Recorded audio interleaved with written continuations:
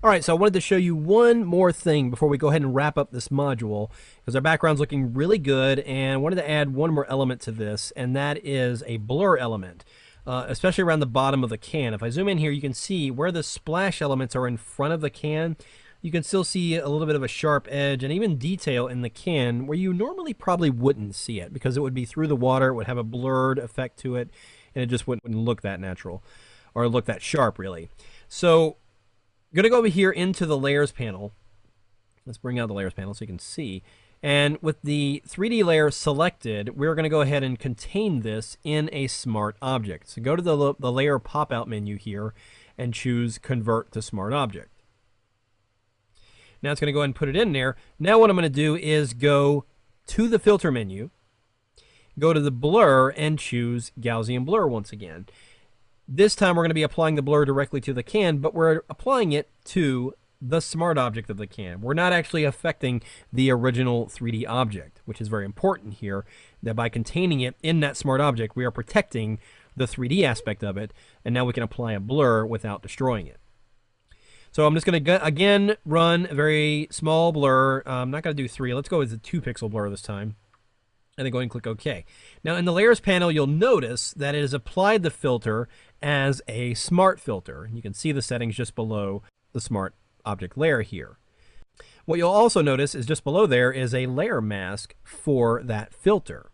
Now if I go ahead and select that, and I'm going to go ahead and fill that selection with black. So I'm just going to press Shift Delete or Shift Backspace if you're on Windows. Set the contents to black, normal, 100%, and click OK. And that essentially hides the blurring of the can.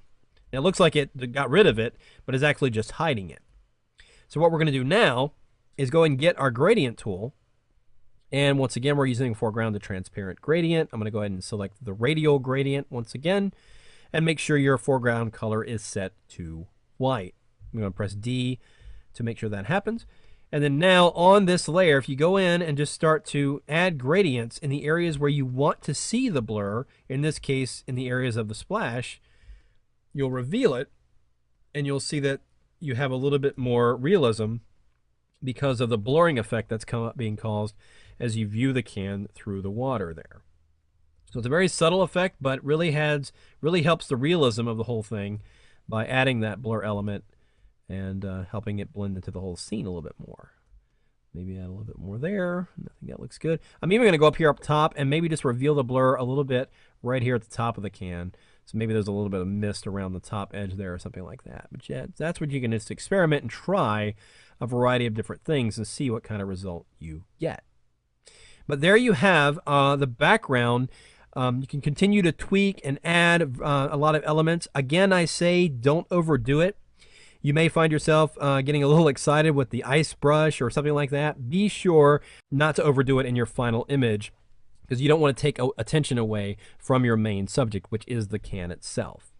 Now, in the final module, we're going to take a look at doing some final adjustments and color grading to our image, and then I'm going to show you some bonus tips on what you can do when you reach this point, because you've gotten to a point where the can is created and you created the background, but if you decide that you want to change the can logo or artwork in some way, you can actually do that by going in and modifying the 3D object without having to start all over again.